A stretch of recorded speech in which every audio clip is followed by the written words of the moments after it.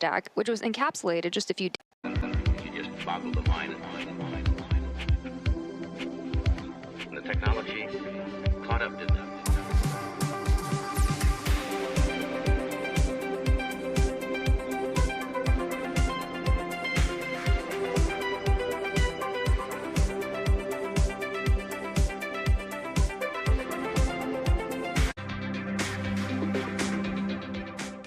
All stations verify ready for launch. FTS. FTS, go. Props, go. ABI. ABI's go. 10, 9, 8, 7, 6, 5, 4, 3, 2, 1.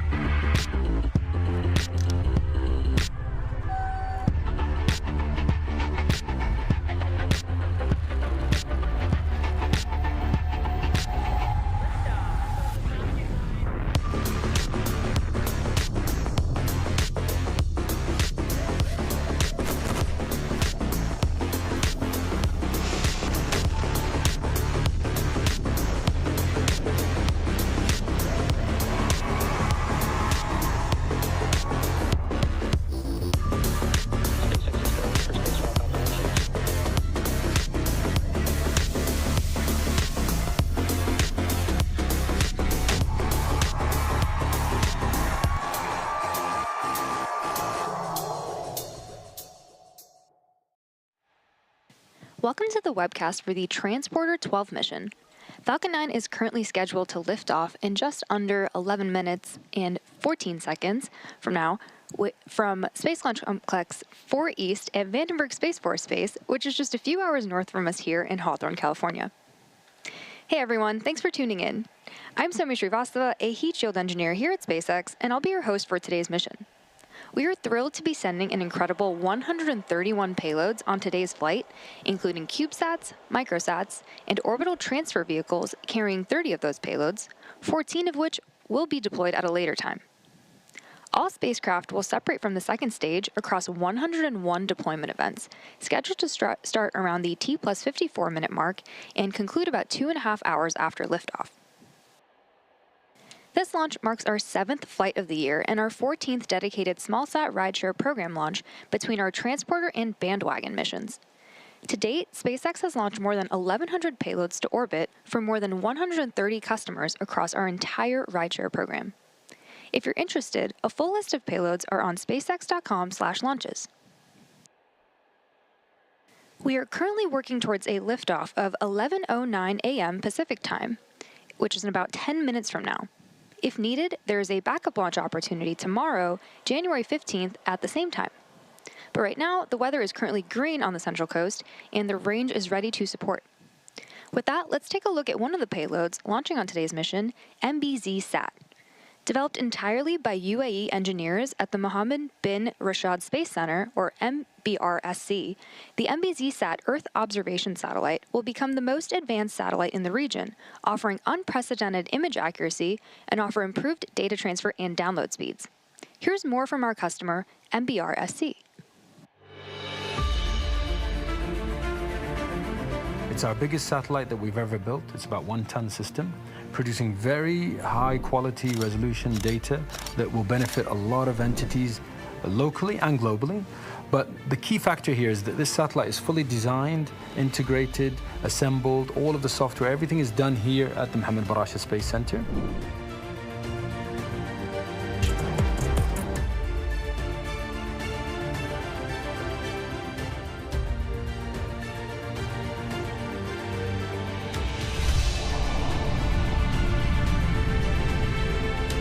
You can imagine from 500 kilometers you can image That's 10, a square. 9, that gives you the 8, ability to 7. put these pixels back with each other to create an image. And that image will give you the ability to extract information.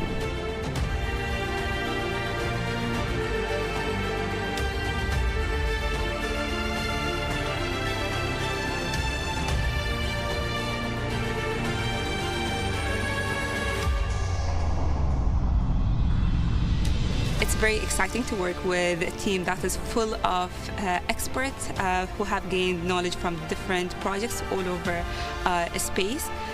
So it's really exciting to work with the team.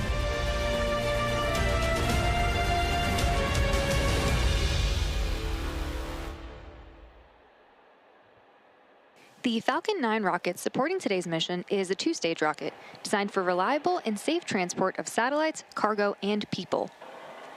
At the very top of the rocket is the payload fairing.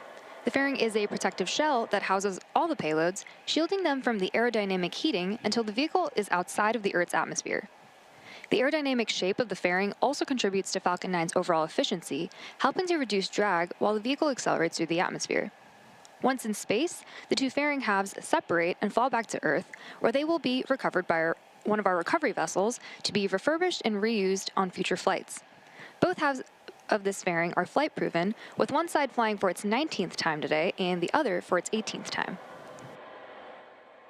And inside those fairings is today's payload stack, which was encapsulated just a few days ago, and this is actually our tallest stack to date. Engine chill has started. Right below the fairing, we have our second stage, which houses our single Merlin vacuum engine, or MVAC, which will take our payloads to their drop-off point. Below the second stage is the black carbon fiber inner stage, where the MVAC engine is located. The inner stage connects the two stages and houses a center pusher that allows the first and second stage to separate during flight. Below that, we have the first stage, which we usually refer to as the booster. The first stage makes up the bottom two-thirds of the vehicle and has 9 Merlin M1D engines at the bottom. Those 9 Merlin engines generate more than 1.7 million pounds of thrust. Stage 1, RP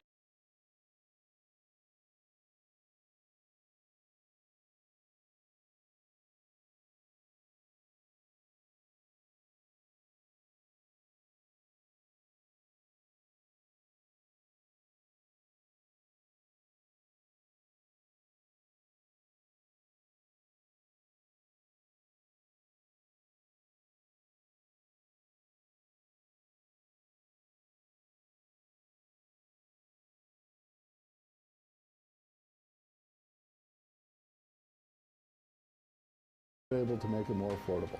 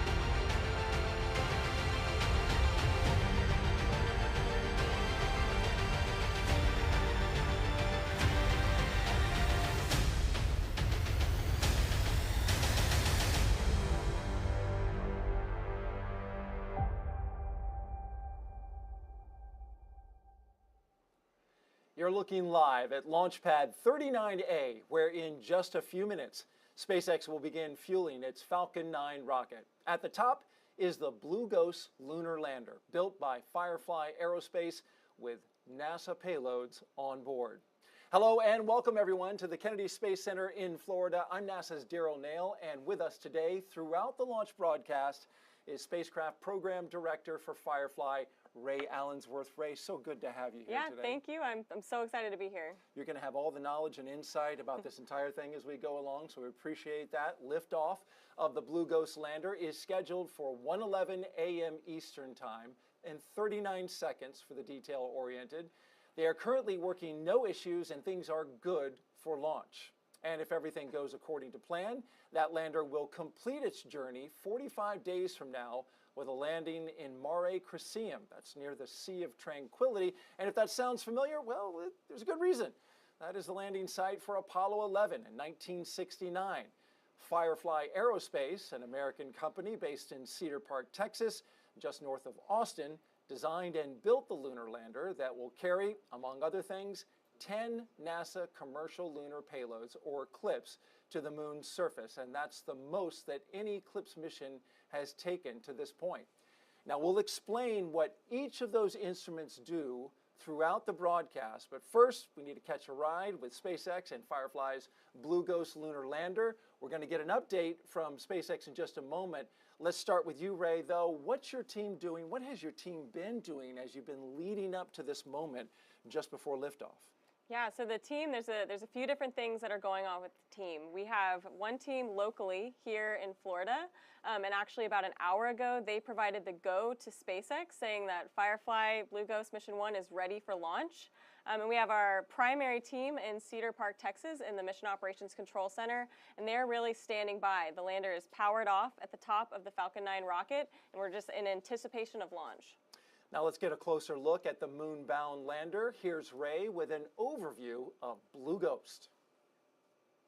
FireFly's Blue Ghost lunar lander was designed for stability. It's about 6.5 feet tall and 11.5 feet wide, so it has a low center of gravity and a wide footprint. Blue Ghost has a robust communication system with 1 X-band antenna and 3 S-band antennas that enable HD video transmission from the lander to FireFly's Mission Operations Center in Texas. The lander has 3 solar panels to help power Blue Ghost and our 10 NASA payloads during transit and on the lunar surface. For propulsion, Blue Ghost has 8 RCS thrusters, or reaction control thrusters, that FireFly designed and built in-house. These thrusters help maintain the lander's orientation during maneuvers and independently perform the final descent by pulsing for a soft landing. We have 12 attitude control system thrusters that help point the spacecraft in the right direction. These are actually the same ACS thrusters we use on our Alpha rocket and Electra orbiting vehicles. Blue Ghost has 1 main engine that provides high thrust for our lunar orbit insertion and braking burn prior to landing. The lander has 4 propellant tanks that carry our hypergolic fuel and oxidizer. We have 2 pressurant tanks that carry our helium. Blue Ghost is equipped with 49 struts that connect our upper and lower panels to provide a rigid structure. These struts were built in-house using the same lightweight carbon composites we use on FireFly's launch vehicles. Blue Ghost has 4 carbon composite legs and foot pads that utilize crushed core honeycomb to absorb shock and stabilize the lander as it touches down on the lunar surface. Our foot pads have contact sensors on the bottom that signal engine shutdown upon landing. We have vision navigation software that supports landing by identifying potential hazards on the moon, such as rocks and craters, before determining the safest landing site.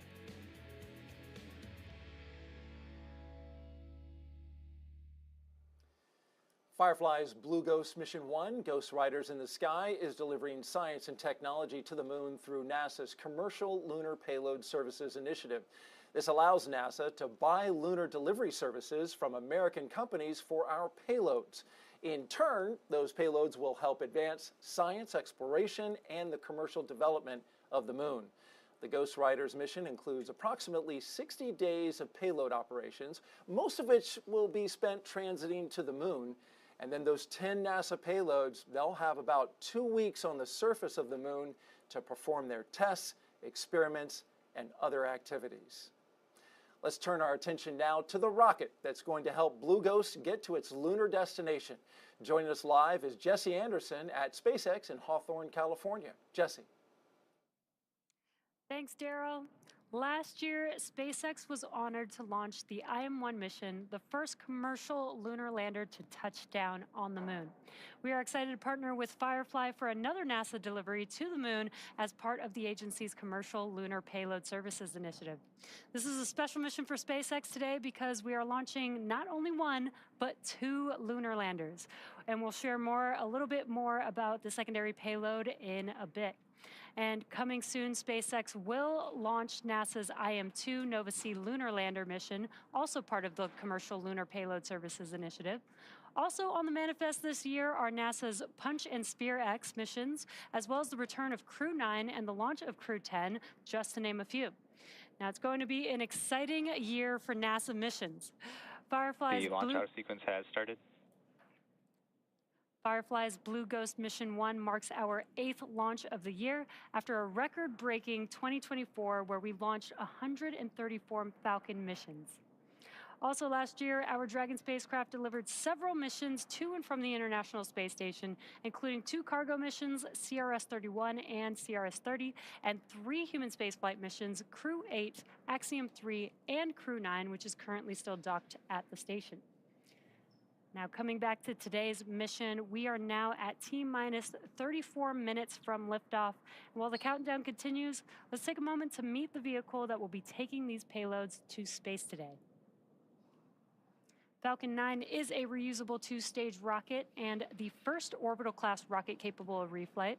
Since first taking flight in 2010, Falcon 9 has launched more than 400 times, including nearly 350 reflights, proving reusability is essential to sustain more advanced and deeper space exploration. Reusability allows SpaceX to refly the most expensive parts of the rocket, which in turn drives down the cost of access to space. And speaking of reusability, this is the 5th flight for the first stage boosters supporting today's mission, which previously flew NASA's Crew 9 to the space station, RRT-1, and 2 Starlink missions. And after it completes its mission today, we will once again look to land and reuse the booster on a future flight. Now, this time the booster will return and land on our drone ship. Just read the instructions, which is currently on standby in the Atlantic Ocean. The first stage, which is the tallest portion of the vehicle, provides 1.7 million pounds of thrust thanks to its 9 Merlin M1D engines. Named after the Millennium Falcon from Star Wars, the 9 in Falcon 9 actually refers to those 9 engines. The second stage is powered by a slightly modified engine called the Merlin Vacuum or NVAC engine. Now, this engine has a larger nozzle, which allows the second stage to perform more efficiently in the vacuum of space. The first stage gets us out of Earth's atmosphere and into space, while the second stage takes the payload to its targeted drop-off orbit. Now, the large barrel structure with the pointed nose cone at the very top of the vehicle is the payload fairing, and it's composed of 2 halves made up of carbon composite material that come together to protect the payloads until we're in the vacuum of space. We'll be attempting to retrieve the fairing halves once again with our recovery ship, Bob.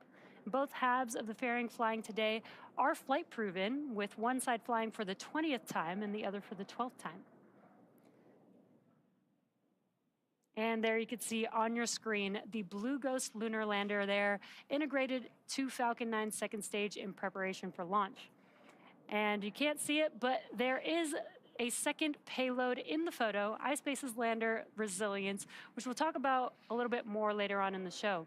Now, Resilience is encapsulated in the payload canister, which is just under Blue Ghost. This is to protect Resilience from the spacecraft above it during launch. Now, when the rocket launches, the canister takes the launch load of the FireFly spacecraft and their payload adapter and transfers it to the rocket structure. Now, it continues to be a smooth countdown. Weather is holding steady, and we're looking good for an on-time liftoff.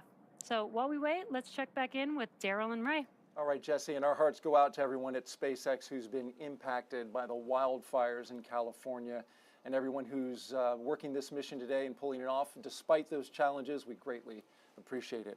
All right, joining me now is FireFly CEO Jason Kim. He's here to talk this mission and what lies ahead for the aerospace company. Jason, you've got decades of experience in the aerospace industry, but you've only been with FireFly for a little more than half a year. How's it been going for you so far, leading this company? Well, it's funny you say that. I actually was a customer of FireFly on the Space Force's Victus Nox mission we launched a 24-hour notice mission back in September of 2023. So I got to know the team members. I was just really impressed with everybody at FireFly. It's a very bold team. It's a can-do spirit and very exceptional in terms of engineering, rocket engines, carbon composites. I can just go down the list. Right. Very impressive in terms of what the company can do, as you say, but FireFly does have the opportunity here to be the first company to soft land on the moon. What gives you, as CEO, confidence that your team's ready to pull that off? Well, I've been through many different high-stakes critical mission operations campaign. It starts with a great launch, so we've got a really reliable, great partner for the launch. But once we separate it, it's all on FireFly, and we've got a great design. It's a great design with margins built in, good parts selection from a great supply chain, and we're very vertically integrated as well. And then I would say that each subsystem is qualified with many hours. The whole lunar lander is qualified. We did the environmental test at JPL, so our hearts and minds go out to everyone in Los Angeles and at JPL. And then, it's down to the people. Our people, our FireFlies, they've rehearsed for many, many hours. They've done dozens of simulations. Our team is back in Cedar Park. They're ready to go. They've been training really hard under Ray's leadership, and they have trust and confidence in each other. And at the end of the day, it's the people that are going to make this successful. And there's an added component to this that I'm wondering if you can share with us. You shared this in a press conference recently, that you talked to the two companies that preceded you in attempts in going to the moon, Astrobotic and Intuitive Machines. You were encouraged to call those CEOs and find out what lessons they had to share. Can you share what they said? Well, first of all, it's something that I wanted to do. That's just my style. I love competition, but in the big scheme of things, we want the CLIPS program to be as successful as it can be. I talked to Pam Melroy, who I respect and I've known for many years, and she gave me that advice. You ought to talk to each of the CEOs and find out more. And so that's what I did, and they were very cordial. They took my call. We had great conversations. The number one thing that they would both recommend and advise me on is for our team to be transparent. Open and transparency is really key to get all the support that you can get from the whole world, the nation, NASA, everybody. Secondly, we've looked at all the missions that came before us. It's really hard to do space missions. Going to the moon is even harder. It is. And so it's challenging to do that soft landing, as you know. But our team has looked at systematic things that have happened in the past, looked at, the hardware and software. And our design it goes back to the design is a great design with margins. Did tons of testing, both in environmental testing as well as air testing, and the actual crumple zones that we have with our pads. That's gone through different angles of testing, geometries. A thorough testing campaign. Very thorough. And probably don't need that shamrock on your lapel after all, because the team's been doing so well. Hey, Jason Kim, appreciate you being here. Thanks for coming on. And Thank you. Good luck to you today. Yeah, go Blue Ghost. All right. FireFly started with about half a dozen employees. Now the company has over 700. Ray has been there since day one, and she's going to show us how the FireFly team got through the last leg of Blue Ghost's journey, the rigorous testing campaign. Let's take a look. Over the past 3 years, our Ghost Riders have navigated through major key milestones. The initial phase centered on design qualification. Our engineering team conducted comprehensive analysis of the lander's structural and functional requirements. We then shifted to subsystem testing.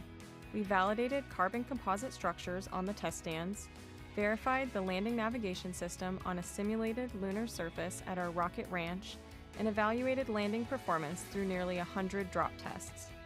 For our NASA payloads, we performed detailed fit checks to confirm compatibility with the lander's design specifications. We began the lander assembly process by integrating our fluid lines, COPV tanks, and avionics with our structural assembly. The NASA payload teams then traveled to Texas to integrate their components onto the lander. Following this, propulsion system integration involved mounting the main engine and 8 Spectre thrusters to the lander. Next, we wrapped the lander with MLI, or multi-layer insulation, to protect its systems from extreme space temperatures. The fully integrated lander was transported to NASA's Jet Propulsion Laboratory for comprehensive environmental testing, subjecting the spacecraft to simulated space and lunar surface conditions. Simultaneously, we began mission operations training, conducting over a dozen mission simulations from our Mission Operations Center in Cedar Park, Texas. These exercises allowed our team to practice operational scenarios and refine mission protocols for game day. Upon returning from JPL, we performed final subsystem checkouts and inspections of the lander, verifying all lander systems and configurations were ready for flight. Finally, we shipped the lander to the Cape, preparing for its ultimate journey that begins today. Once the Blue Ghost lander gets to the moon, there are 10 instruments on board that will play a key role in navigating and studying the lunar surface. Joining us now is Mike Selby, who is the mission manager for 2 of the payloads, LMS and Lister. So let's start it off with LMS. That stands for Lunar Instrument, well, actually Lister. Lunar Instrumentation for Subsurface Thermal Exploration with Rapidity.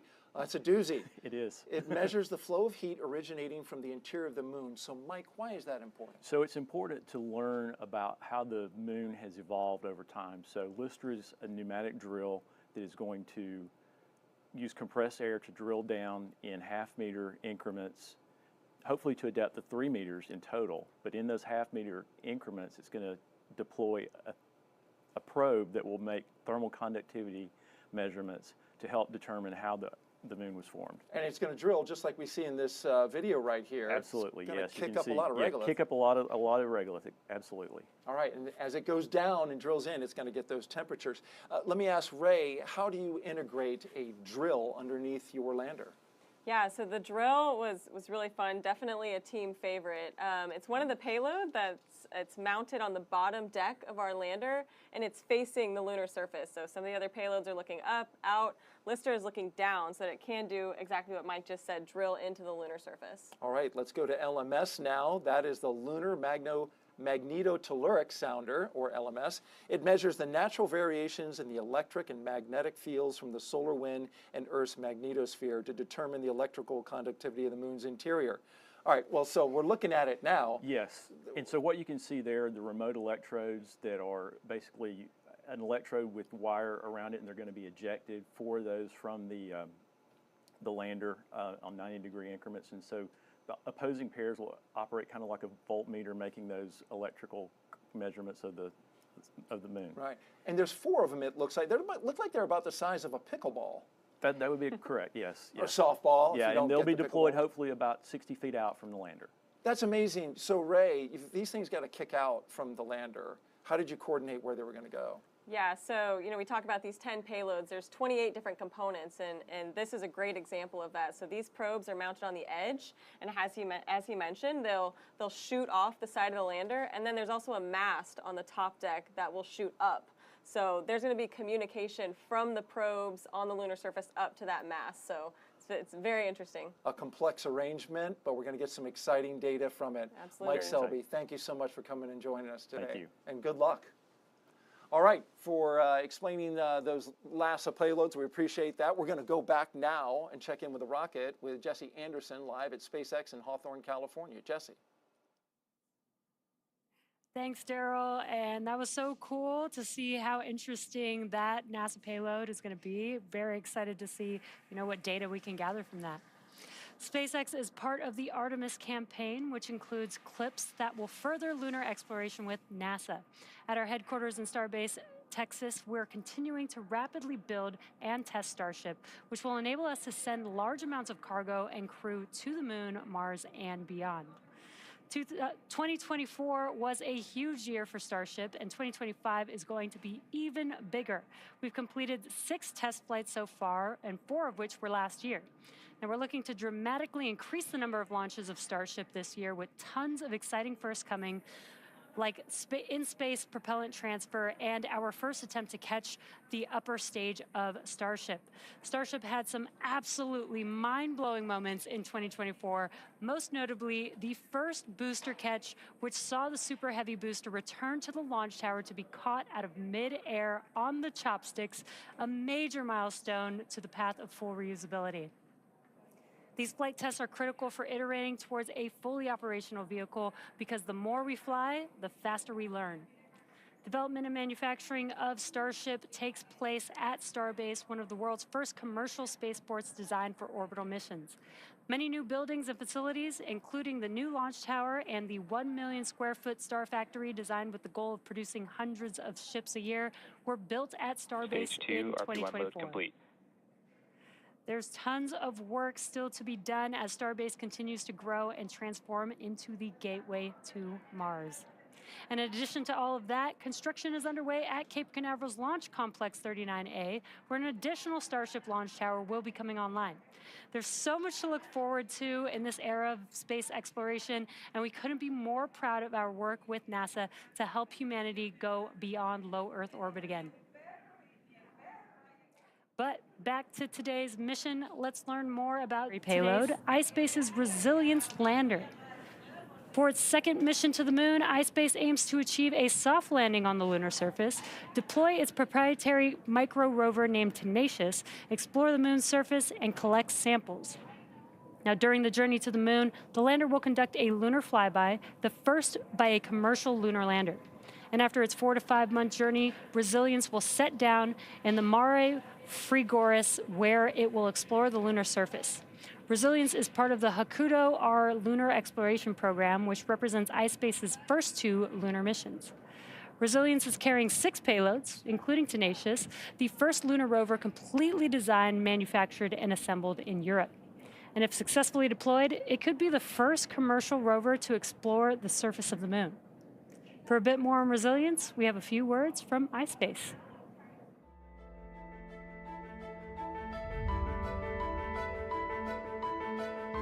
After more than 100 days in space, Hakuto Mission 1 had ended.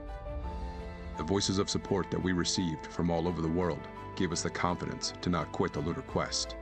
And what we learned throughout our first mission was invaluable.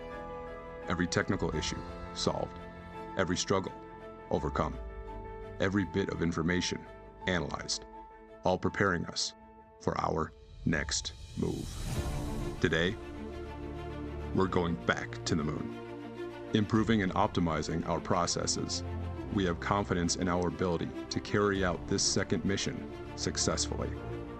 We work with governments, agencies, and numerous commercial customers, both with and without experience in space, to bring new technologies, businesses, and perspectives to the moon by providing transportation and data services.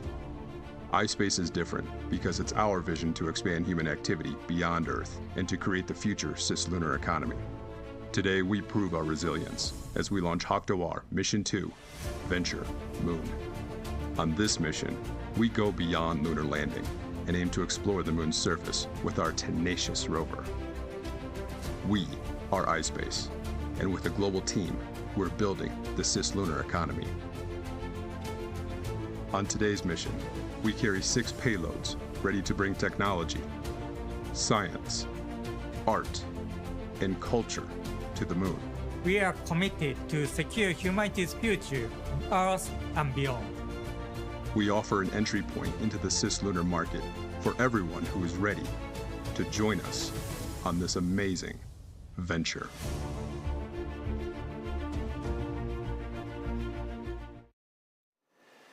For the first time in more than 50 years, astronauts, including the first woman and person of color, will travel to the moon as part of NASA's Artemis program.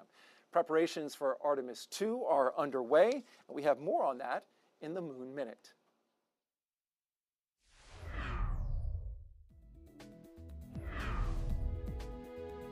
Hi, I'm NASA astronaut Victor Glover, pilot of the Artemis II moon mission, and I'm here at the Vehicle Assembly Building at NASA's Kennedy Space Center in Florida, where behind me, booster stacking is beginning for the Artemis II rocket. Mission progress got a big boost recently when technicians with the Spaceport's Exploration Ground Systems team inside the VAB began stacking the first components of the Space Launch System rocket, the solid rocket boosters. 10 segments arrived by train to Kennedy in September of 2023, followed by extensive testing and inspections to prepare for stacking. Technicians inside the VAB are using the massive overhead cranes to stack the segments one by one onto the mobile launcher, which will be used to process, assemble, and launch the SLS rocket.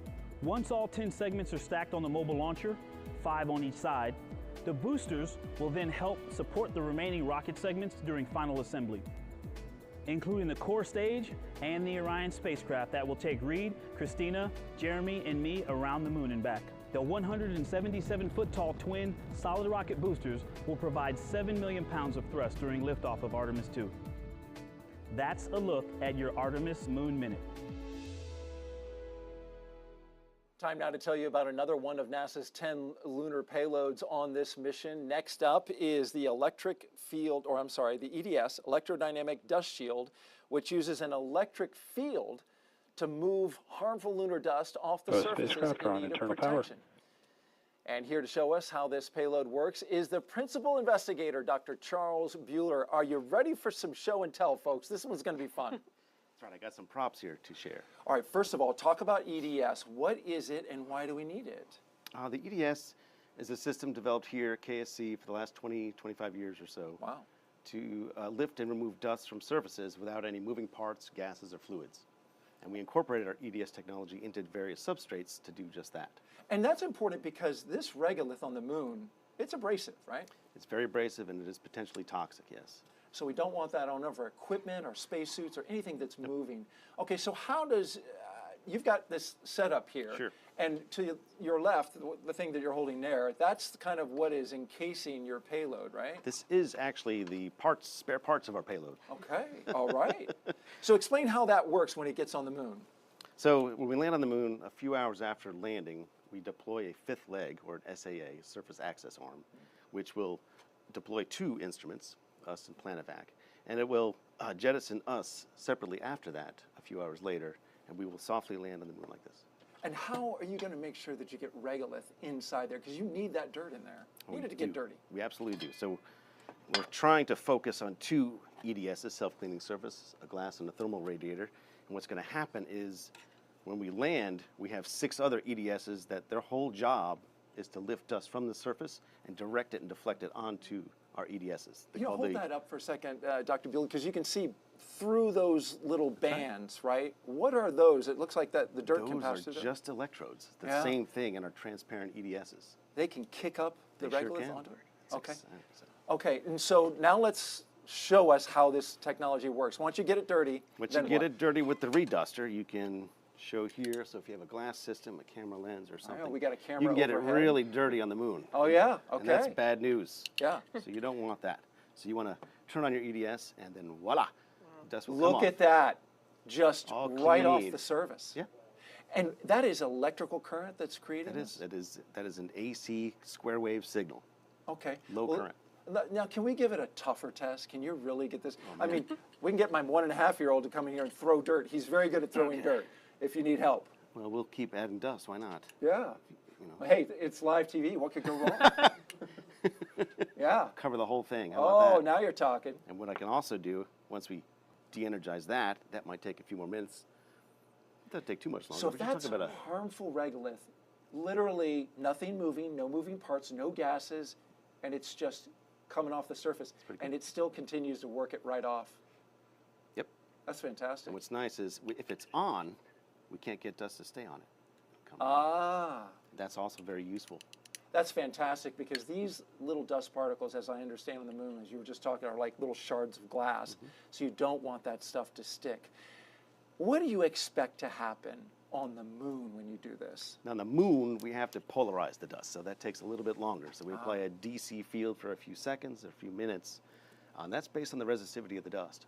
Okay, and Ray, been pretty fun to watch that happen, and you had to make sure that this had good access to the regolith. How'd you do that? Yeah, so as he mentioned, we designed this surface access arm, and so when we land on the lunar surface, that arm will deploy down, and then there's a hinge that we very specifically designed to get EDS to flatly land on the surface and get that dust up in it the way it needs to perform its science objectives. So. And you can kick up a little more regolith if he needs it? Yeah, well, there's other activities going on the lander that I think will really help get dust on there. You know, the Lister drill will be running.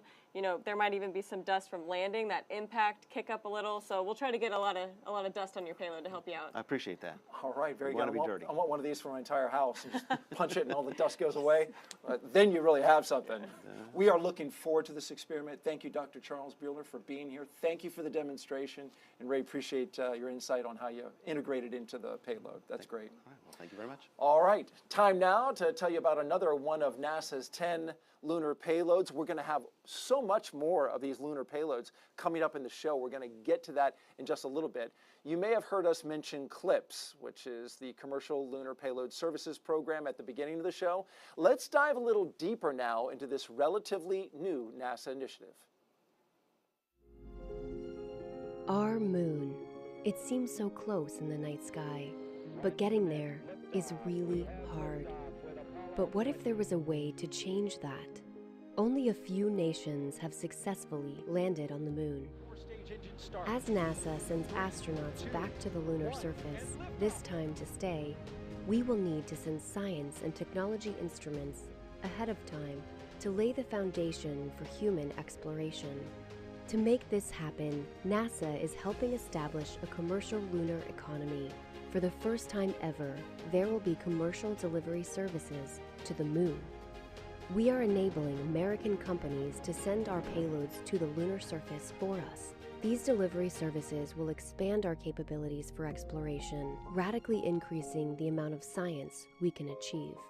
This high-risk, high-reward initiative will invest in and leverage the entrepreneurial spirit of American innovation to launch a commercial lunar marketplace, advancing technology and exploration for all of us.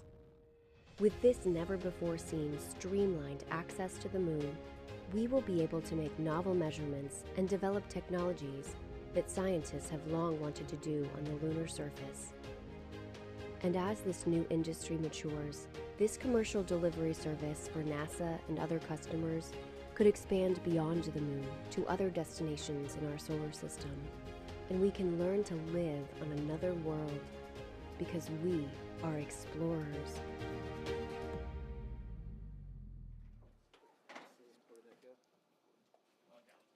And we're getting close to liftoff, just T-minus 8 minutes and 15 seconds until launch of FireFly's Blue Ghost lander on a SpaceX rocket. Ray, the journey to this moment began for you and your team more than 3 years ago. Yeah, it's been quite a journey getting here. This contract was awarded in early 2021, and so all this work over the last few years is leading to this moment. And you've got a pretty big team. Talk a little bit about that. Absolutely. We have a team of dedicated engineers, operators, technicians, and support staff that have been working tirelessly to make this mission a success. I'm incredibly proud of what our team has accomplished and what we'll continue to accomplish once Blue Ghost begins its road trip to the moon. And what's your sense of how the team is feeling right now? You've done a ton of preparation. You've been there from the start with these folks getting ready to do this mission. Yeah, the team right now, I think, is just filled with anticipation, excitement. I was messaging some of them earlier, and I think today it really started to set in, when you see that Falcon 9 go vertical on the pad. So just excited to finally start our journey. And we're looking live at the Mission Operations Center in Austin, Texas, FireFly Aerospace. You can see the folks sitting there. This is the mission team. This is the team that's going to be there all the way to landing and beyond. Engine chill has started. Absolutely. So you can see all of them kind of sitting there. They're getting prepped. They're getting their consoles set up. They'll probably start getting some initial data from that first ground station, but otherwise, with the lander powered off, they're really just waiting for deployment and power on. Ray, I'm wondering, FireFly, as a company, you've launched before, but this is the first time that you're launching to the moon. Is it different? I think it's a little bit different. I'm sure the Alpha team, the first time they launched, they feel very similar to how I feel right now. But really for launch, it's a few hours and then your mission's over. For us, this is really just when our mission Stage one, begins, and fuel it load leads into complete. these 60 days of operations in orbit and on the surface. So it's kind of a surreal feeling. It's hard to explain. And you get to look up at the moon at night and say, we're going there. Yep. So I think all of us kind of started looking at the moon a little differently. You know, leading up, the engineers would text us, 3 full moons till we launch, 2 full moons till we launch. And so you look up at night and you get filled with excitement. Well, we are excited as well. We're going to go out and watch that launch. In the meantime, there's the moon. There's where you're headed. Let's send it back to SpaceX in California as they walk us through the final moments of the countdown. Thanks, Daryl. At T-minus 5 minutes and 40 seconds to liftoff, all systems are currently go for non-time liftoff at Launch Complex 39A at Kennedy Space Center. And the moon was looking great, but we were waiting for a call out for the strong back retraction coming up here shortly. What's going to happen is the clamp arms around the top of the second stage, which is just below the fairing, will begin to open up. Once those clamp arms open up, then we'll begin to move the strong back away, slightly away from the vehicle. And that process will take about 20 seconds. Vehicle, the TE or transporter erector will be just about a couple degrees away from the vehicle. And then at T0, we'll move it about 45 degrees above the pad deck. Pressing for strong back retract. And that will make the way for liftoff for Falcon 9. And we did hear that call out that we are preparing for strong back retraction. That should be coming up here in about 20 seconds. Now the strong back is that vertical structure just behind the vehicle that you see there on your screen. Strong back lower has started. And there's that call out that the strong back retraction has begun. Now, again, what you're going to see is those clamp arms just below the fairing are going to begin to open up. And once they're fully open, that'll make way for the transporter erector to move away from the vehicle.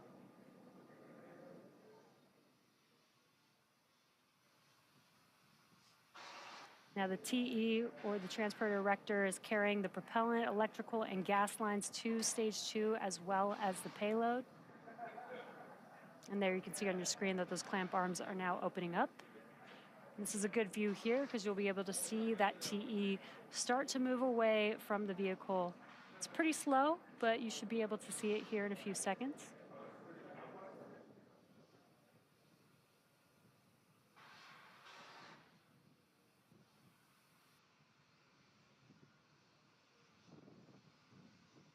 And there you can see that TE starting to move away from the vehicle.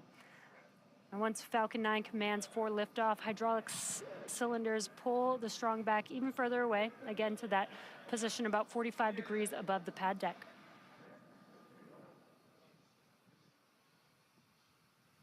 Now we are coming up on liquid oxygen loading completion at the T-minus 3 minute mark.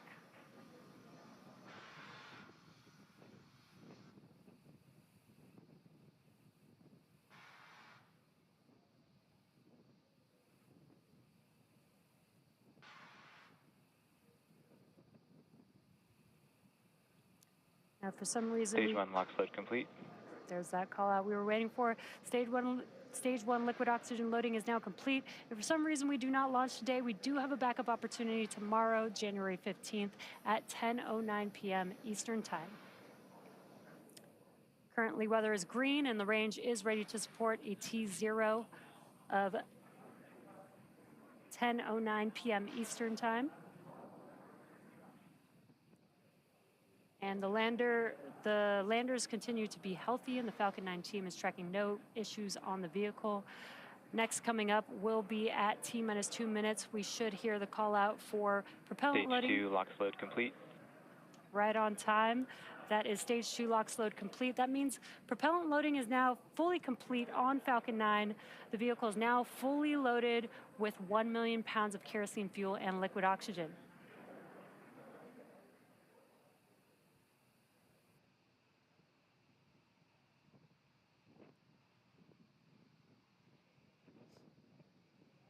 And just a correction, it is 1:11 a.m. Eastern Time for liftoff tonight. Gas launch closeouts has started.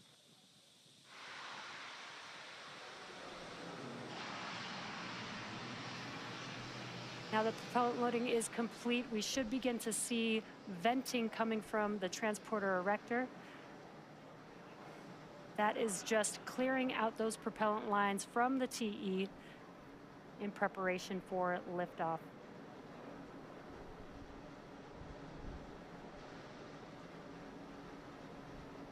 Falcon 9 is in startup.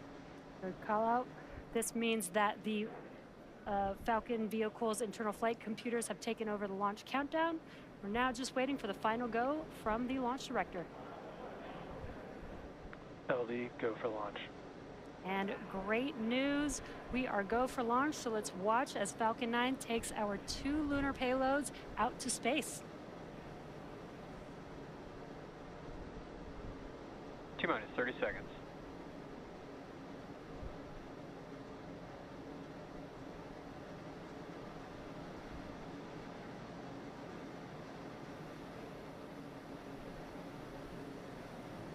T-minus 15. 10, 9, 8, 7, 6, 5, 4, 3, 2, 1.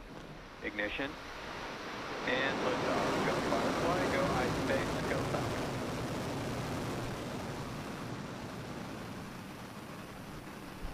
Vehicles pitching downrange.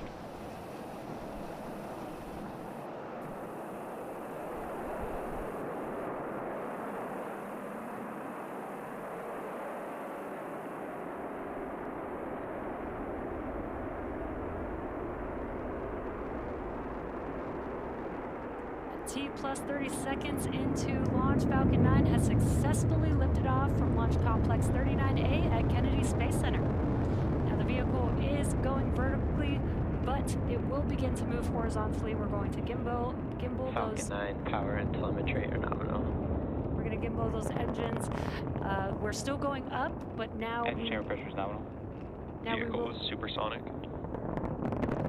We'll be moving horizontally, and that helps the vehicle get into orbit and avoid being pulled back down to Earth. Now we are coming up on max Q. This is the largest structural load that the vehicle will see during ascent. Max Q. There's that call out. We've passed through max Q. And we do have a few events coming up in quick succession. That'll be MECO, stage separation, and SES-1.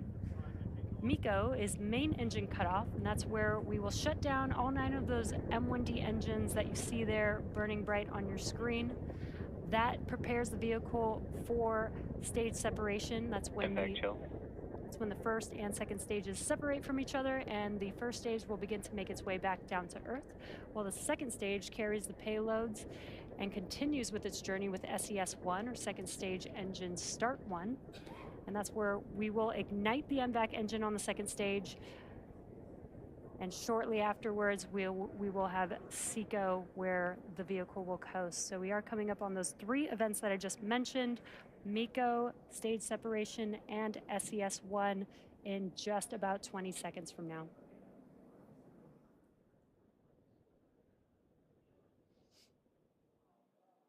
Some really cool tracking views here of Falcon 9 and those 9 Merlin M1D engines burning bright there.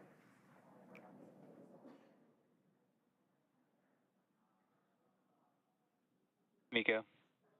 Stage separation confirmed.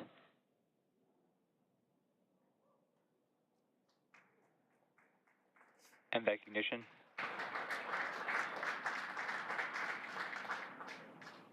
And great views. We watched as we shut down those 9 Merlin M1D engines, stage separation, and now you can see there on your screen that MVAC engine has ignited, again carrying the 2 lunar landers aboard Falcon 9's second stage. And there on your left-hand screen, you can see that the first stage is deploying its grid fins. Those hypersonic grid fins will help guide the vehicle back down to Earth. And in about 15 seconds or so, we will also have fairing deploy. We have the fairing protecting the payloads through ascent. But once we're in the vacuum of space, we no longer need that protection, so we will jettison those fairing halves.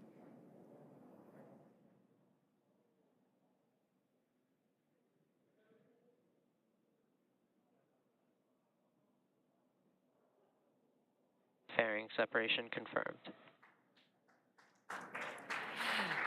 And a really cool view of the payloads encapsulated in those fairing halves, the fairing halves deploying. We will once again attempt to retrieve these fairing halves once they make their way back down to Earth. And in a few minutes, we will also have a couple more burns for our first stage to prepare it for landing on our drone ship. Just read the instructions. Now we are T plus 4 minutes and 10 seconds into today's mission. We're currently in the first of 3 planned MVAC burns. Around T plus 6 minutes, you should see on your screen the first stage's entry burn. Now that entry burn is where we ignite 3 of the Merlin M1D engines, and that's going to be the E9 engine plus the E1 and E5 engines. Now that helps slow the vehicle down as it's re-entering back into the Earth's atmosphere. Now the reason why we slow down the vehicle is to reduce the re-entry forces, which helps us recover and reuse the first stage booster.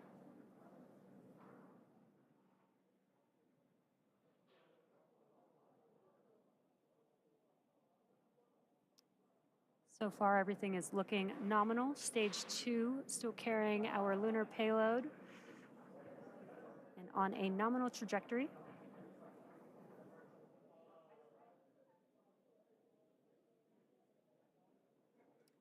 Now again, the first stage vehicle is making its way back down to Earth. We're about 45 seconds away from the entry burn beginning. And just as a reminder, the first stage booster that is supporting today's mission will perform this entry burn for the 5th time. Falcon 9 is the world's first orbital class rocket, reusable rocket, and this is important because reusability allows SpaceX to refly the most expensive parts of the rocket, which in turn drives down the cost of space access. So we do have that entry burn coming up just about 10 seconds. Again, that will be 3 engines reigniting for just about 20 seconds or so.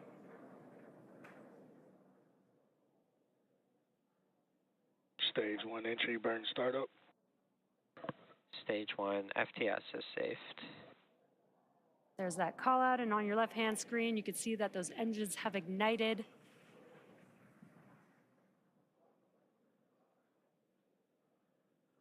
Again, helping to slow down the Falcon 9 booster as it's making its way back down to Earth. Stage 1 entry burn shutdown.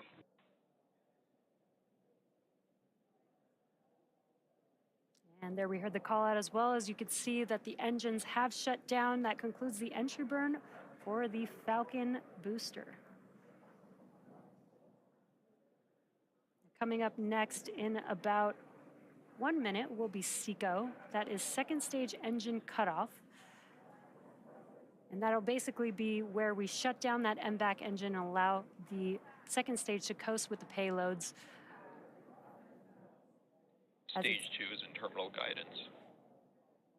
As the vehicle is making its way towards its targeted drop-off orbit for each of the lunar landers. And just shortly after we have SECO, we'll also have the landing burn start up on the booster. So we will have a couple events happening back to back. Stage 2 FTS is saved. Stage 1 transonic. For the landing burn, we reignite the center E9 engine. And again, that slows the vehicle down just in time to touch down for landing. And we have SECO 1 coming up, as well as a landing burn in just a few seconds.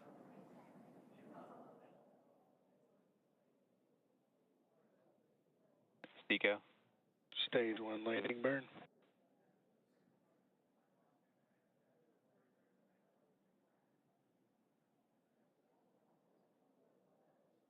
Nominal orbit insertion. Full view of first stage, touching down for landing. Landing leg deployed. Stage 1 landing confirmed. And there you could see on your screen, the Falcon has landed on Just Read the Instructions. That marks SpaceX's 398th recovery of an orbital class rocket, and that includes first stage landings for Falcon 9 and Falcon Heavy. Now we're just waiting for confirmation of good orbit.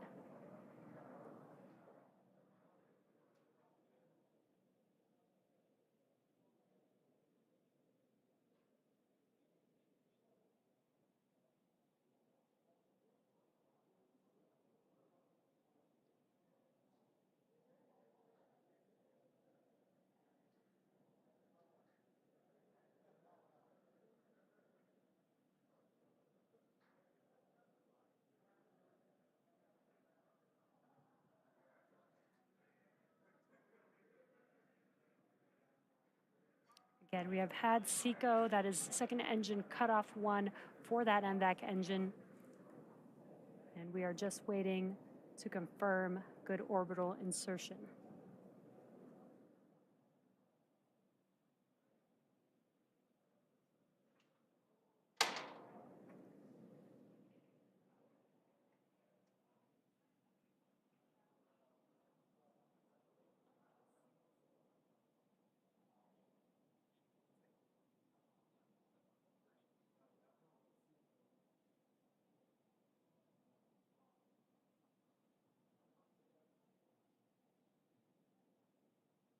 And we have confirmed good orbital insertion. Now the mission isn't over just yet. Coming up next, we have the second burn of our MVAC engine, or SES-2, on board the second stage around T plus 58 minutes. And then that'll be followed by payload deploy. So until then, we're gonna send it back over to you, Daryl, at KSC. All right, thank you very much. If you're just joining us, we are just into the mission here, T plus 10 minutes and 30 seconds into the flight of the Falcon 9 with the Blue Ghost riding aboard. And it was, as you can just hear, a nominal orbital insertion. Great news. We just witnessed it live right here from the Space Coast at Kennedy Space Center. And on board are 10 NASA payloads headed towards our moon. We have Ray Allensworth, who is here, the spacecraft program director. You and I were just out there watching it live, outdoors, just 3 miles away. How'd that feel? I can't stop giggling. No, I mean, it's one thing to watch a rocket go. It's another thing to know that your payload's on the top of it. Right. So it was incredible. It was perfect. I heard you say, bye, honey. Kind of wave goodbye. Yeah. When you work so long on something like that, I can just only imagine how that felt for you. Thank you for trying to put it into words. Now, looking ahead a little bit, we're going to have a burn, a second stage engine burn that's going to help complete its trip to get you where you need to be around the Earth and into that orbital insertion. And then we're going to deploy at 1 hour and 5 minutes. So we're looking at about 55 minutes from now. And there's a lot more work to do. So make sure you stay with us. We are on top of it here with our team, watching it in the sky and tracking it along its path. And we're also going to nail that acquisition of signal right after it separates. So we're going to be expecting that about 6 minutes after launch vehicle separation. That will be an amazing moment, and you'll want to see Blue Ghost separate in near real time from the second stage of the rocket because it's a phenomenal view. All right, we're continuing to track, and if everything goes as planned, in 45 days, the Blue Ghost lander will land at Mare Crisium, a large, dark basaltic plain in the northern hemisphere of our moon. The location is near the Sea of Tranquility, the landing site for Apollo 11. It's also near Taurus Littrow, the Apollo 17 landing site. Ray, NASA chose Mare Crisium as the landing site for a good reason. Absolutely. The landing site was chosen by NASA because it supports the goals of our 10 NASA payloads that will gather critical data about the moon's regolith, geophysical characteristics, and the interaction of the solar wind and the Earth's magnetic field. The landing site also allows us to capture the lunar sunset after FireFly operates for a full lunar day, which is about equivalent to 14 Earth days. We'll be studying a unique phenomenon seen by Eugene Cernan during his final steps on Apollo 17, where he observed a horizon glow as the lunar dust levitated on the surface. On your screen is a sketch Cernan made of the event. FireFly is set to capture this phenomenon during the lunar dusk conditions and further prove what Eugene saw as the last astronaut to walk on the moon. And you can see on your screen a live shot right now of the moon. This actually was recorded just a few minutes ago, but this is what it looked like outside when we were looking up. Such a beautiful shot, and big thanks to our camera crew for grabbing that. And if you look closely, you can see where Blue Ghost is heading, that landing site. It's in the 12 o'clock position. Correct me if I'm wrong. No, right? absolutely, Clock, right there. And there it is, right at the top of your screen, that basaltic plain, that basin there. And what a beautiful shot. Blue Ghost is on its way. With us now, the Associate Administrator of NASA's Science Mission Directorate, Nikki Fox. Well, you saw it live in person as well, Nikki. And I did. Beautiful shot of the moon there. It's all coming together. I know. I had as it was going up, I had the urge to say, that way, there's the moon, that way. It was a fantastic launch. Something really special about an instantaneous launch as well. You know, that countdown goes and you know it's going to happen. It's got to be right at that moment. Yeah, so beautiful sight. Congratulations, Ray. You must be I know exactly how excited you are right now. It's amazing. I'm taking in all the moons now. I did. I mooned out for you guys today. You sure did. I did, yes. Oh, yes. It looks lovely. Well, let's talk a little bit of science now. How was the science and the tech on board this particular mission inspired by NASA's Apollo 11 mission? Yeah, I mean, we learn, the great thing about NASA and about NASA science is we learn with every single mission that we do. And so, of course, we learned so much about the experiences of our astronauts on the moon. And, you mentioned before that the regolith is a big challenge. It's very sticky and it's very tacky and it kind of sticks to everything.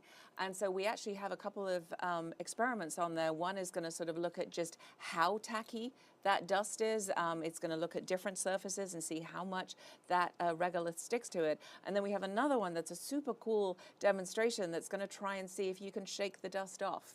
Mm-hmm. It's the EDS instrument, and it's going to put sort of electric currents through, so it's not moving parts, it's not actually shaking it, just to see if you can displace the regolith, and so actually the instrument cleans itself as well. So it's very, very friendly, and so we're going to look at how we can improve the conditions for the Artemis astronauts. Yes, and we had a wonderful demonstration of the EDS principal investigator showed us how exactly how that dust is going to shake off. Can't wait to see what happens on the moon. Yes. Why are we sending robotic missions first before we send human missions to the moon? I mean, we want to send as much science to the moon as possible. It's such a great place for us to go. It allows us to just learn more and more about the conditions on the moon, about the geophysical conditions, about the solar wind interaction with the moon. We can't wait to get the science up on the moon. That's why we're such fans of the CLIPS program. It's like a geological sort of preserved record of what this ancient solar wind is like. You just need to go down a little bit into the regolith, and that's the preserved sort of surface interactions. And of course it allows us to think about what we want our astronauts to focus on. They will be able to bring back the samples from the moon for us to be able to study, and so to be able to kind of help focus on which samples, what do we want for them to bring back. This is all stuff that we can do with these kind of advanced sorties that we're doing with the CLIPS program. Advanced sorties, well, I like that. That sounds good. And in this plane, and briefly, it's a basaltic plain. There's a volcanic feature nearby. Yep. Tell me what the relevance of that is, Mons Luttrell, and why you're interested in that. Well, I think Ray just kind of nailed it. I mean, it's a great place for us to go. It's a region that we think the astronauts will be interested. It's a really great place. Loads of interesting features. The actual area was caused by an impact from an asteroid. It flooded that area full of that lava. It's a very dark lava, very similar to what we have on Earth. It tells us about how the moon was formed, how the early solar system was formed as things were bombarding the moon. So it's just a really scientifically interesting place to go. And Ray, you appreciate that there's no big rocks, hopefully, in that area, right? Yeah, we're gonna avoid the rocks. Our software is gonna help us identify the safest place to land, and like you said, avoid those hazards. All right, very good. Well, Nikki Fox, thank you for joining us today. We appreciate your moons. We appreciate the insight, and we appreciate your levity as always. NASA tends to be a serious place, but you bring the right mix of levity and seriousness. Thank you very much. Thank you so much. Appreciate it. Congratulations again. Thank you. All right. Well, it's difficult work to get to the moon. We haven't successfully done it in more than 50 years, but That's going to change. The CLIPS initiative is changing that. Let's take a look. Landing on the moon is hard. We're going back. Under this Artemis program, we're going to be sending humans to the moon for the first time since Apollo. So ahead of humans, we want to get up as much science, exploration, and technology experiments as possible. So CLIPS starts facilitating a lot of the early science, the things we want to learn before we even send humans. CLIPS stands for Commercial Lunar Payload Services, CLPS. The services part is the key element. Ordinarily, when NASA delivers a payload to the surface of the moon, they do it with a commercial partner, but NASA controls the building of the vehicle.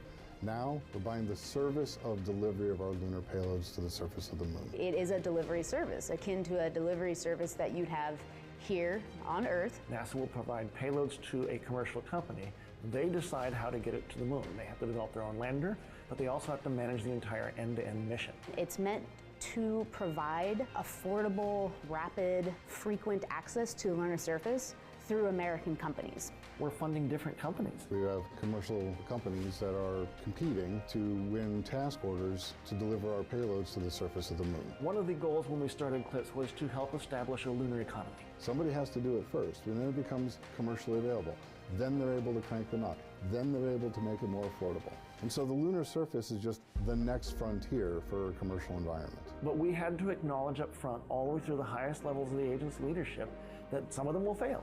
These missions may not be as successful as a traditional NASA mission. We have accepted the risk that going through this innovative approach with these commercial companies, that there could be some failures. Some of them are new companies. None of them have ever successfully landed on the surface of the moon. So they're going to learn lessons. We need to give our vendors the opportunity to learn. And so that'll help ultimately buy down our risk as these companies learn, okay, what does it take to actually build up the lunar lander, integrate payloads, get to the lunar surface and land safely. They've been able to demonstrate that they have very, very good technical depth and the ability to design and execute missions. We're willing to take more shots on goal. And we aren't risking human lives. And in the big picture, if we're flying missions at 1/10 of the cost of a NASA mission, and we fail 2 of them, we still get 8 missions for that same price.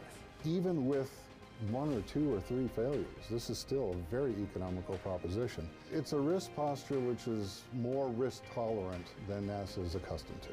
There's not a single one of these companies that's willing to bet their mission on a coin toss. Every one of them is doing what they can in order to have the most successful mission possible. But the important thing to realize is that risk tolerant does not mean risky. And the rewards are a long-term ability to get payloads to the moon inexpensively, frequently, and rapidly. We want science, so we can then put more of our resources on even more science, exploration, and technology payloads and get more of a return on investment when we get to the moon. CLIPS provides tremendous benefit across the scientific and economic communities. So there's a lot we'd like to learn about the moon to help human habitation and prepare us for missions to Mars and beyond. So the moon is the first step. All right, we've been going through each of the 10 payloads throughout the show, and now we've got a doozy. 5 of the payloads right now, and that's half of the ones going up to the moon. Joining us now is Dennis Harris, mission manager for those NASA payloads, and appreciate you being here. It's good to be here. Let's start now with the Lunar Planet Vac, or LPV, which collects samples of lunar regolith from the surface. This is really interesting. I mean, the name kind of suggests exactly how it works. Planet Vac. It's like a vacuum. Yeah. They carry up their own compressed gas, blow down on the regolith, collect it, and then put it in a canister. And this is a tech demo, so the canister in the future can be used to return the samples to Earth, or it can be used to send to any instruments on the spacecraft for in situ measurements during the mission. Yeah, if we wanted to bring it back, we could. Correct. And there you see it, Ray, as it's mounted there underneath the Blue Ghost. Tell me how you had to account for this thing, which is touching the regolith. Absolutely. So this payload, obviously they're a vacuum. They really needed to be in situ, touching the regolith. So it's on the bottom of that surface access arm that we talked about earlier that's also carrying EDS. And so when we land on that lunar surface, that surface access will go down and their sample collection head is right at the end. So it'll press down into the lunar surface and then collect dust onto a sample sorter that we placed on the top deck. So it's another payload with multiple components that we placed kind of strategically to help them accomplish what they need to. Maximizing that lever arm that you're putting down on the surface of the moon. Yeah. Pack them all in. Right. Okay. Well, next up is LEXI, the Lunar Environment Heliospheric X-ray Imager. LEXI is a wide field of view, soft X-ray imager that will image Earth's magnetosheath and magnetopause to study how energy from solar wind generates geomagnetic storms and space weather. This one's interesting to me because this is looking back at Earth rather than looking at the moon. Correct. And as Brian Walsh, the PI, said yesterday, this is going to be the first global measurement of the Earth magnetic field and the interaction with the solar wind. And we can see in this graphic where they interact. Explain that to us. Well, this is where the solar wind meets the magnetosphere, and what happens is you see the bright yellow and red spots, they're giving off energy. And so we're going to look at the photons, which happen to be in the frequency of soft X-rays, to see what's going on. What a unique area to look at that. And I take it, Ray, that it had to go on top, right, in order to look up. Yeah, this payload, very top deck. It's also mounted on a 2-axis gimbal. So this is a gimbal that we really specifically designed. Yeah, you can see it there. So that LEXI can look back specifically where it needs to collect that data. So pretty intricate gimbal, but I think it was a lot of fun for the engineers to kind of solve that problem to get LEXI pointing where it needs to. That's cool, that 2-axis gimbal, a solution coming from FireFly. You got to appreciate that. We do. All right, well, this instrument that's next is, we have a demo right in front of you. A RAD PC. This is a radiation-tolerant computer system. Dennis, why do we need radiation-tolerant computers? Well, radiation is a killer for computers. Ionizing radiation could cause a bit flip, could crash the whole system. This particular system is going to use a set of 4 CPUs to kind of count each other and make sure each other's, there has been no single events. And so if it senses one, it puts one of the pads offline, uses the other 3, rewrites this one, puts it back on. And so radiation-hardened hardware is very expensive. And right, so to build a shell around it, that's expensive and it's heavy, right? It's heavy, and this is 95% commercial off the shelf. How about that? And so it's order of magnitude cheaper, and I believe it could be the future of space computing. Really jump the computing power on the moon in an area that's really tough for computers without adding weight. I like that. That's good stuff. All right, 3 down, 2 to go. Next up is NGLR. This is the next generation lunar retro reflector, right? And it's a target for lasers on Earth to precisely measure the distance between the Earth and the moon. Explain that, how that works right there. Well, range finding observatory on Earth is going to shoot out a laser pulse. It's going to hit this, and it's going to return it. And the nice thing about the next generation is it's built so it's going to return the ray to where the observatory is going to be. Not where it was, but where it's going to be on the Earth. So this is going to allow us to make precise measurements and watch the surface of the moon as it moves around. And actually, this is a follow-on to Apollo retroreflectors. Some of the same team that put the Apollo retroreflectors on the surface are working this program as well. That is a fun fact and worth mentioning. In 1969, University of Maryland physicist Doug Curry helped design 3 still-in-use lunar instruments placed on the moon by Apollo 11, 14, and 15. And he worked on this one. He is the principal investigator, yes, Dr. Curry. How about that? It's a lifelong passion for him, and I really appreciate his knowledge. And you got to work with him on it. Yes. Pretty basic in terms of installing this, I would take it? Yeah, this is our only payload that doesn't have an electrical interface. So this is purely a mechanical interface that is also on the top deck on one of those 2-axis gimbals. So we loved NGLR. All right, very good. All right, and last but not least, we have the Regolith Adherence Characterization, or RAC. Now, I kind of like this one because of all the different samples that are on board. It's going to determine how lunar regolith sticks to a range of materials exposed to the moon's environment. So there it is. What are all those little circles on the wheel? So those are all different material samples. So some are spacesuit materials, some are optical materials, some are Teflon, some are aluminum. As Nikki was talking about, lunar regolith is really not good to work with. And so what we want to help determine here with this experiment is what kind of materials can we use in the future? What kind of changes can we make to, say, spacesuits or the equipment we put on there to help them, you know, live longer and survive the regolith. And you want to get it dirty, I take it. This one is the one, much like Rad PC, who wants all the radiation can get, we want all the dirt we can get, so to speak. So how did you accommodate that, Ray? So this payload is, it's not on the bottom deck, well, facing the moon. It is kind of facing outward, though. So that wheel is exposed outward. It's not covered by any of that gold MLI you see on the rest of the lander, so that when we land, anything that kind of puffs up will go and hit those materials, and you'll be able to study how they affect all those.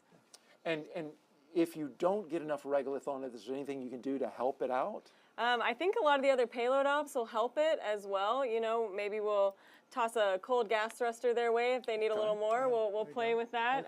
But they should be able to get covered pretty well. There's literally a negotiation going on right here. Yeah. It's like, okay, we'll take that, right? That's a good idea. Wow, ideas coming out on a live broadcast. I love that. All the work that's been done. You had 5 of these. You must have been pretty busy. I was. It's very challenging, but it's a new paradigm. And these are low cost, more risk tolerant. And the teams that worked on them have worked hard for the last 4, 5, 6 years. I really appreciate their effort. And yeah, NASA's job is to help them get to the moon and help us all get science. Absolutely. And Dennis, before we let you go, a human interest note.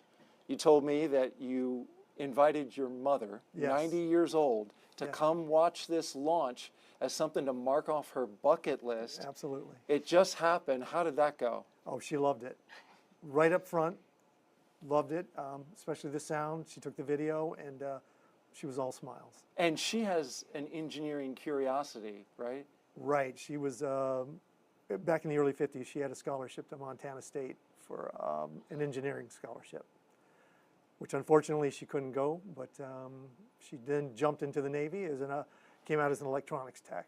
So maybe that's where my interest in engineering comes from. She must have been proud watching that rocket fly with your 5 missions aboard. She was. All right, Dennis Harris, thank you very much for joining us. Appreciate you taking the time, and good luck with all of the payloads. And good luck to you guys. I'm really looking forward to it. All right.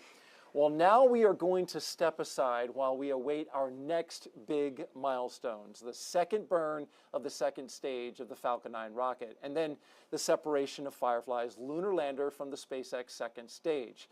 Now, we're going to return for that and more in about 20 minutes. We'll have more payloads. There's 2 more left if you've been counting. We're going to talk about those. We'll also see that tremendous video as we watch FireFly hopefully release from the second stage and drift off into space. That's all coming up in a bit. Again, 20 minutes from now. Hope that you'll come back and join us. Take a little cat nap. We'll be right here, and we'll see you then.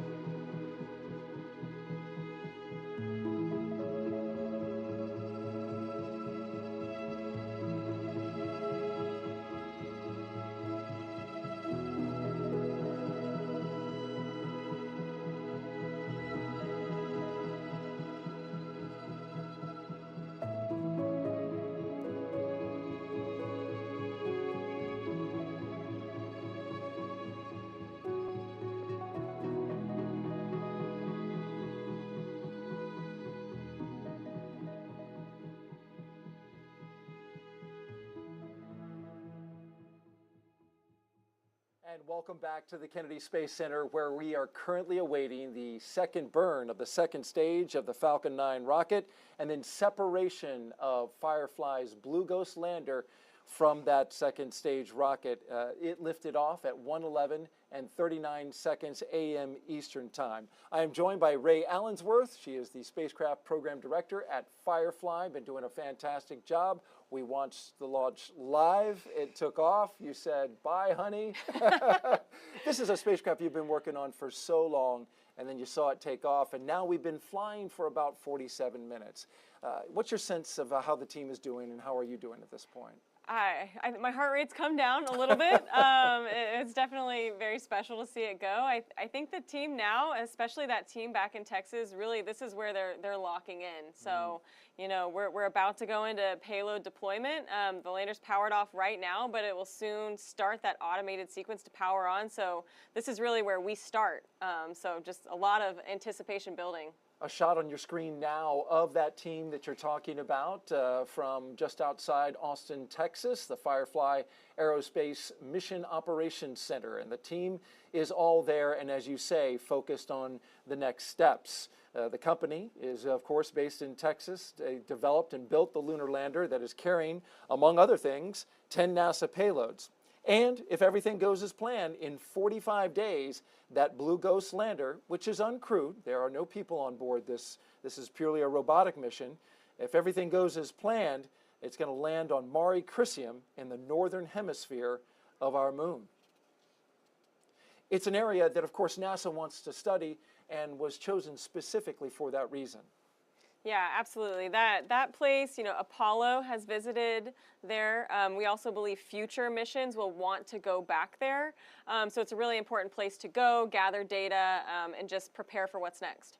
We still have a few more NASA payloads to cover throughout the show. We've talked about 8 of them. And now, finally, the last 2. Last 2. You ready? All right. Let's talk about it. And it starts with LUGRA, an acronym for Lunar GNSS Receiver Experiment, which was developed at Goddard Space Flight Center. LUGRA is one of the very first demonstrations to test GNSS signal reception and navigation on the lunar surface, right? These are satellites going around the Earth, but we're using them to develop location on the moon. GNSS is the Global Navigation Satellite System, which is commonly thought of as GPS. Of course, that's the American Satellite System nomenclature for it. If successful, this would pave the way for operational use by future lunar missions, such as the Orion spacecraft, the planned lunar orbiting station called Gateway, and robotic and human landers. Ray, of course, Blue Ghost is using different navigation to get there, but imagine if you could use GNSS. Yeah, that'd be really amazing in the future. You know, quite like use your phone, pull up Apple Maps, Google Maps. You want to put in a place, you go exactly there. That's the future of what could happen on the moon. And that's pretty cool. That would be an advantageous thing for anything going to the moon, right? How did you get this mounted on the spacecraft? Yeah, so LUGRA is mounted on our top deck. It's on one of those two-axis gimbals. So LUGRA shares a panel with NGLR. And this is a really special payload. This was in partnership with the Italian Space Agency. And so, yeah, we're excited to have that and get it operating. First equipment for the Italian Space Agency to have on the surface of the moon. We know they are very excited about this. Let's talk about our last payload now, the final one. This one really kicks in right about the end of, right when they were landing, right? As it kicks up a plume. It's SCALPS, and it stands for Stereo Cameras for Lunar Plume Surface Studies. It was developed at NASA's Langley Research Center in Hampton, Virginia. SCALPS is an array of cameras placed around the base of the lunar lander to collect imagery during and after descent. Those images will then be compiled to produce a 3D view of the surface, and not just for the novelty of it. As trips to the moon increase, the number of payloads touching down in proximity to one another will also increase, and you see it there as it's mounted on the Blue Ghost lander, and now you're seeing an animation of it landing. Scientists and engineers, they need to be able to accurately predict the effects of landings and how much of that regolith, which we know is harmful, gets kicked up on instruments and equipment. Yeah, absolutely. SCALPS is really going to be gathering so much data. It's the only payload that's powered on during descent. And just like you said, is exactly right. It's gathering data. It's seeing the lunar surface, what happens right before, at and after landing. So Scalps has flown before on a previous mission. This is their second time. We're excited to fly them. It's our first time with them, but it'll really inform all those future missions when they go to land on the moon. All right, very good. Thank you, Ray, for the breakdown. Blue Ghost will deploy in about 15 minutes from now. And Ray, what can you tell us about the journey it's going to take to the moon? So the journey to the moon is going to be elongated. It'll be 45 days in orbit. And we really want to keep everybody updated with us as we go along this journey. So we'll be doing daily updates on our mission page and our X channel. We'll also be doing weekly updates. And so these will be updates coming from the Mission Operations Center. And we'll release them on Thursday afternoon on our social channels. So we'll really want everybody to kind of go with us on this road trip to the moon. Video updates from the team, not video of the moon. Correct. That will come later, but this will be a really great way for you guys to engage with the audience and show them the progress that you're making. Absolutely. You know, there are going to be times during orbit and the surface where we'll share photos and videos, but these weekly video updates will really be coming from our Mission Operations Center, from those engineers that are operating the spacecraft. All right, looking forward to that. Spacecraft separation will be just the beginning for Blue Ghost. Here's more on what we can expect on Blue Ghost's mission to the moon.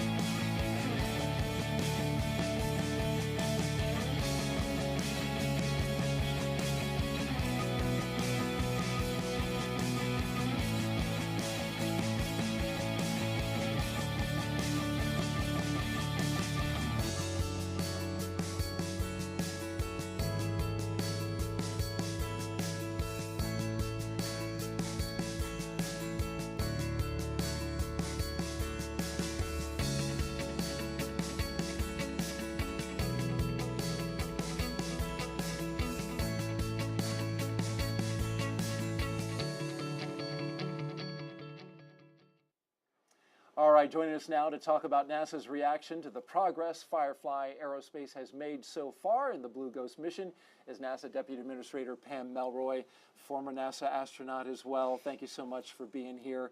Well, you were here for the launch. You watched a beautiful launch. Your reaction? Wow. Well, I think it's easy to forget at a moment like this how much work goes into, how many things have to go just exactly right. So I'm excited. My congratulations to FireFly, to SpaceX, to the NASA team, everybody who played a part in this, including the people who put the instruments on it as well. There's a lot of work to do yet, but it is just amazing to achieve this, and it was such a gorgeous launch. Right. I mean, beautiful. You had the moon up there, nearly full of waning gibbous, Yes. 97%. Yes. Want to make sure we get that right. But yeah, and then you could see it. It was such clear conditions. Yeah, and I think what's interesting is I've seen so many launches that were going to the space station, and they disappear quickly. They're going up the East Coast, and they're gone. And so the trajectory is just so noticeably different. You're like, oh yeah, this one's going somewhere else. It's really exciting. It seemed louder than normal because I've seen a lot of launches like you, and it was powerful as well. Well, I want to ask you about a couple of things. There's a lot of hard work ahead. Of course, FireFly Aerospace, as Ray has been telling us throughout the broadcast, it's got some challenges, right? They've got to land on the moon, which is not easy, and that's the nature of this program. So what would you say as part of the leadership here at NASA to the FireFly team about the work they have ahead? Yeah, well, this is a great moment, but I think what we all know is that you can celebrate a moment and then you have to move on. There's a lot of work ahead, as you pointed out. This is incredibly hard. And I think my message to the FireFly team is congratulations for getting where you are, but keep your eye on the ball because you got a lot of work going. But I think one of the other important messages is we do this as a team. This is a team sport. And so the collaboration within the FireFly team, but also with your partners is really important. NASA has your back. We know that we're all doing things for the first time. So we just have to work together to solve any problems that come, and then we'll be successful together. Great words. I know that you must appreciate hearing that. Yeah, no, I think the team back home really appreciates that. They, I think they know that, we're all one team, but it's another thing to hear it, especially in this moment. Because like you said, really their job is beginning now. And, we have to refocus and start our mission. All right. Thank you very much, Deputy Administrator Pam Melroy, for being here. You are with the outgoing administration. Your time at NASA, we really appreciate your leadership here and all that you've done and coming to these launches and being a part of these launch broadcasts. Thank you very much. Thank you, Daryl. It's a great way to go out. Absolutely. Thank you, Pam. All right. Well, let's go now to SpaceX in Hawthorne, California, where Jesse Anderson is live as we await that second burn. Jesse. Thanks, Daryl. We are actually currently, as you can see on your screen, in that second burn, SES-2, here right now. This burn is a very short burn. And we've got live views of the NVAC engine there ignited on your screen, again carrying the 2 lunar payloads on Falcon 9's second stage. This burn will last just over a minute long. And this MVAC engine, the thrust on the MVAC engine is about 220,000 pounds of thrust. So even though this burn is only a minute long, it provides a lot of thrust for the vehicle to carry those payloads to its targeted drop-off orbit. Again, this is the second of 3 burns that were in for the MVAC engine for this mission today. We are coming up on the nominal orbit insertion. Perfect timing. We have the conclusion that is SECO-2 of that MVAC engine burn, and we also heard that call out for a confirmation of good orbit. So it looks like we are on track for the first payload separation in just a few minutes from now.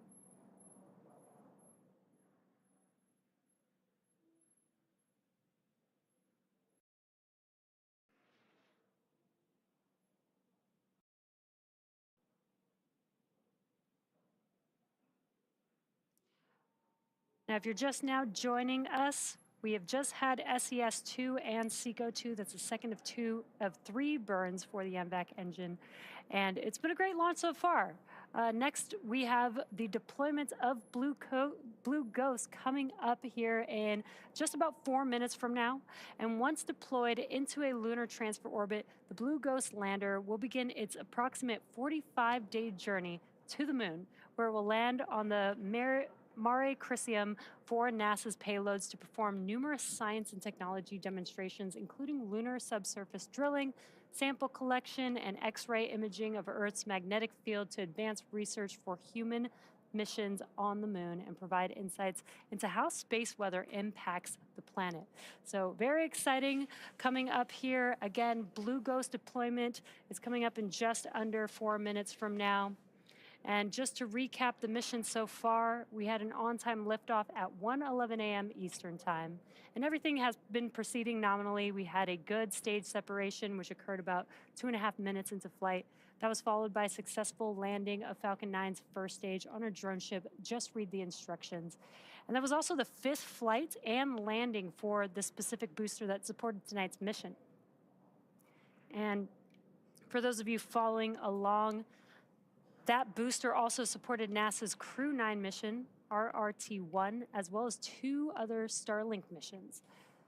Now, just before the T+8 minute mark, we had a successful second engine cutoff for SECO-1, and that was also followed by a confirmation of a good orbital insertion. And that was the first burn of the second stage engine. The second one, again, just completed just a few moments ago. Now, the vehicle is currently coasting with the payloads attached.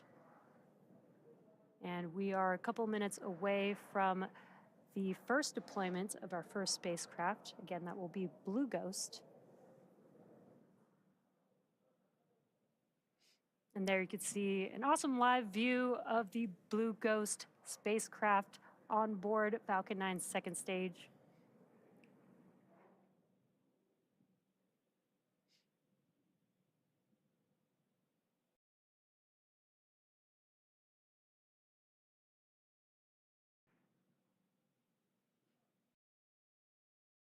We're just about 2.5 minutes from deploy of Blue Ghost.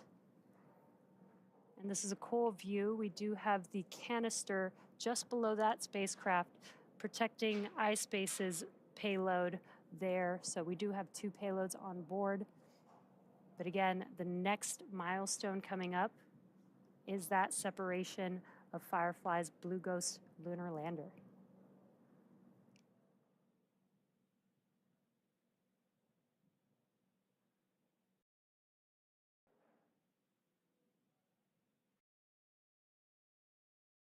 Just as a reminder, once Blue Ghost is deployed from Falcon 9's second stage, it will have about a 45-day journey on its way to the moon, and then it will have about 14 days of lunar surface exploration. So this is a pretty exciting mission. Very excited to see the spacecraft begin its journey here in just about 1.5 minutes. And once again, there you can see a live view of Blue Ghost there on your screen, still attached to Falcon 9's second stage. We're anticipating deployment in just a